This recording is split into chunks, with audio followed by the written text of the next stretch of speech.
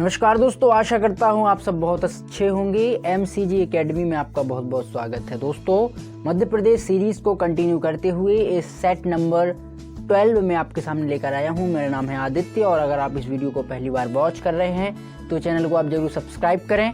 इसके अलावा दोस्तों, हमारा एक MCG एकेडमी का ऑफिशियल ऐप भी है, तो गूगल प्ले स्टोर में जाकर के आप उसको डाउनलोड कर सकते हो और किफ़ायती कोर्सेज का परचेस करके आप वहाँ पे लुत्फ उठा सकते हो और अपनी नॉलेज को काफ़ी बूस्ट अप यहाँ पे बना सकते हो। तो चलते हैं हमारे आज के पहले प्रश्न की तरफ। वर्तमान भोपाल का संस्थापक कौन था? दोस्तों, आप सभी जानते हो मध्य प्रदेश की कैपिटल भोपाल, और भोपाल के जो रियल फाउंडर थे वो थे दोस्त मोहम्मद खान, और दोस्त मोहम्मद खान ने ही रियल भोपाल का जो नाम है और एस्टेब्लिशमेंट इन्हीं ने यहाँ पे किया था। नेक्स्ट क्वेश्चन, भोपाल के प्रसिद्ध स्मारक रानी महल और चमन महल का निर्माण किसने करवाया? दोस्तों, दोस्त मोहम्मद खान ने ही रानी महल और चमन महल का निर्माण करवाया। आप यहाँ पे एक बार जरूर विजिट कीजिएगा, काफी भव्य नज़ारा है रानी महल और चमन महल का। नेक्स्ट क्वेश्चन, भोपाल में गौहर महल की स्थापना का श्रेय किस शासिका को जाता है? तो दोस्तों, यहाँ ध्यान दीजिएगा, भोपाल में जो गौहर महल है वो बनवाया था एक महिला शासिका जिनका नाम है कुदासिया बेगम। नेक्स्ट क्वेश्चन, भोपाल के प्राचीन मोती महल का निर्माण किसने करवाया? तो दोस्तों, भोपाल में मोती महल स्थित है, उसका निर्माण भी यहाँ पे करवाया कुदासिया बेगम कुदासिया जी ने।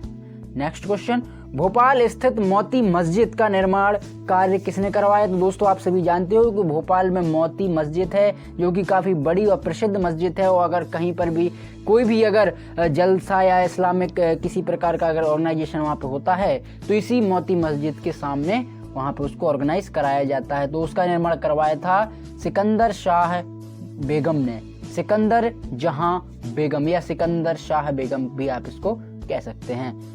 नेक्स्ट क्वेश्चन, पेशवा बाजीराव प्रथम की समाधि किस जिले में स्थित है? तो दोस्तों, पेशवा बाजीराव प्रथम की समाधि जो है वो स्थित है आपकी मध्य प्रदेश के Khargone district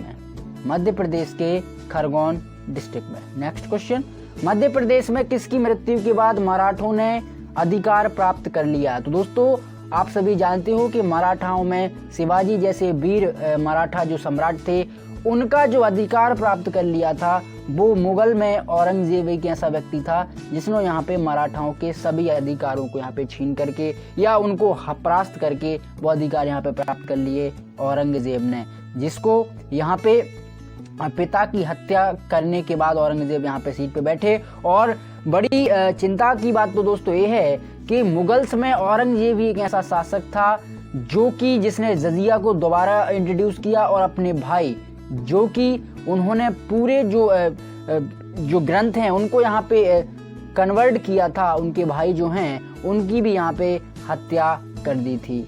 next question, Koregaon व अट्टी के युद्ध का संबंध किस मराठा शासक से है? दोस्तों, कोरेगांव और अट्टी का युद्ध जो है वो पेशवा बाजीराव द्वितीय ने यहाँ पे लड़ा था, पेशवा बाजीराव द्वितीय। मालवा के प्रथम मराठा सूबेदार के नाम से किसे जाना जाता है? तो दोस्तों, मालवा के अगर प्रथम मराठा सूबेदार की अगर हम बात करें तो वो है मल्हार राव होलकर। जीवाजी राव सिंधिया द्वारा मध्य भारत के प्रथम राज्य प्रमुख के पदभार कब संभाला गया? तो अगर हम दोस्तों देखें कि आप सभी जानते हो कि मध्य प्रदेश में सिंधियाज, होलकर, इन सभी का जो है एक काफी बड़ा रोल था, और अभी भी जो ज्योतिरादित्य सिंधिया हैं उन्हीं के परिवार के हैं ये जीवाजी राव सिंधिया। इन्हीं के नाम पे दोस्तों जो यूनिवर्सिटी है जीवाजी यूनिवर्सिटी वो इन्हीं के नाम पर यहाँ पे बनी हुई है इन दिस ग्वालियर में। तो जो पदभार है वो यहाँ पे संभाला था 28 मई 1948 को। सिंधिया वंश के किस शासक ने राजधानी उज्जैन से ग्वालियर स्थानांतरित की? तो अगर हम देखें कि भैया दौलत राव सिंधिया जो हैं उन्होंने जो पहले कैपिटल थी सिंधिया वंश की उज्जैन, वहां से स्थापित करके कर दी यहाँ पे ग्वालियर में। प्रथम एंग्लो मराठा युद्ध के समय कैसे सिंधिया वंश के राजा युद्ध में भाग गया, यानी सिंधिया वंश के जो राजा थे वो कब और कौन से राजा भाग गए थे प्रथम एंग्लो मराठा युद्ध के टाइम पीरियड में। तो अगर हम देखें तो वो एक जो इतिहास मिलता है महादजी सिंधिया का। महादजी सिंधिया जो है वो जीवाजी राव सिंधिया के ऑलमोस्ट दादा या जो उनके पिताजी हैं उनसे यहाँ पे रिलेट करते हैं।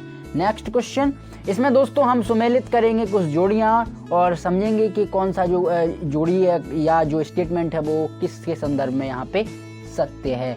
तो इसका जो राइट आंसर है वो ऑप्शन नंबर ए, यानी अगर हम देखें तो पहले की जो जोड़ी है जिसका इंदौर से कनेक्ट करते हैं होलकर, उसके बाद ग्वालियर से कनेक्ट करते हैं राणोजी सिंधिया एंड धार से कनेक्ट आपके करते हैं आनंद राव पवार, उसके बाद देवास और छोटी पांती से यहाँ पे कनेक्ट करते हैं जीवाजी, और देवास बड़ी पांती से यहाँ पे कनेक्ट करते हैं तुकोजी। इसका राइट आंसर है ऑप्शन नंबर ए।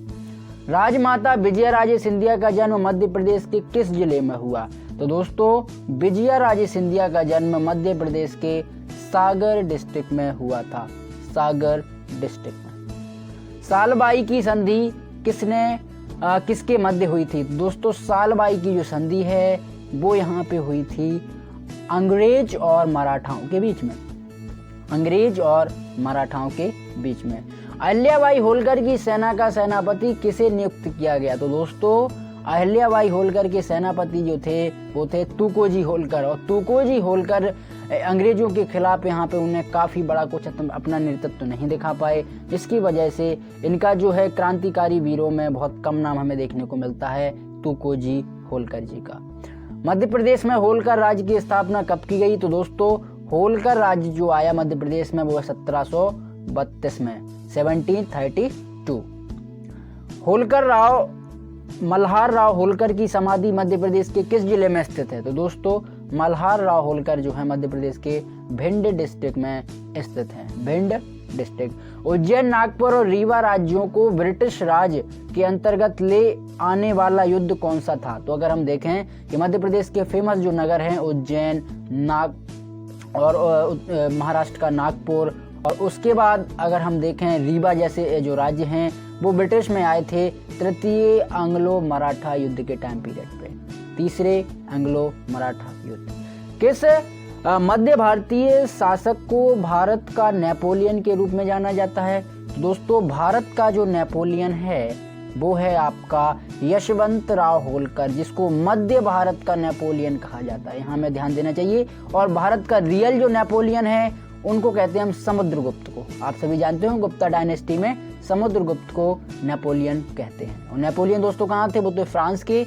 और जब उन्होंने 1789 की जो फ्रांस की क्रांति थी उसमें काफ़ी बड़ा रोल निभाया था, और बहुत बड़ी एक लार्ज लेवल पर उन्होंने स्टेबिलिटी यहाँ पे की थी, जिसमें सॉवरेन, इक्वालिटी और डेमोक्रेसी की मांग की थी इन फ्रांस में। निम्न में से किसका संबंध मराठा शासकों से है। तो दोस्तों मराठा शासकों का संबंध आपको और मुख्य सभी को देखने को मिल जाएगा, जिसमें मंदसौर की संधि, ग्वालियर की संधि, राजपुर घाट की संधि, ये तीनों संधियां जो हैं वो यहाँ पे मराठा के शासकों से संबंधित हैं। मध्य प्रदेश का कौन सा नरसंहार जलियांवाला बाग हत्याकांड के नाम से जाना जाता है। तो दोस्तों छतरपुर डिस्ट्रिक्ट में स्थित चरण पादुका नरसंहार, इसको मध्य प्रदेश के जलियांवाले बाग हत्याकांड के नाम से जाना जाता है। 1930 में टुरिया जंगल सत्याग्रह का नेतृत्व किसने किया। तो टुरिया जंगल सत्याग्रह का नेतृत्व किया दुर्गा शंकर मेहता। किस अंग्रेज गवर्नर ने मध्य प्रदेश के ग्वालियर शहर को हिंदुस्तान की कुंजी कहा है। तो दोस्तों ग्वालियर शहर को वॉरेन हेस्टिंग जो कि अंग्रेज वायसराय था इंडिया का, उन्होंने ग्वालियर को दैट्स की यहाँ पे हिंदुस्तान की कुंजी कहा है। और अभी भी दोस्तों मध्य प्रदेश की जो सेकेंडरी कैपिटल है वो यहाँ पे ग्वालियर है।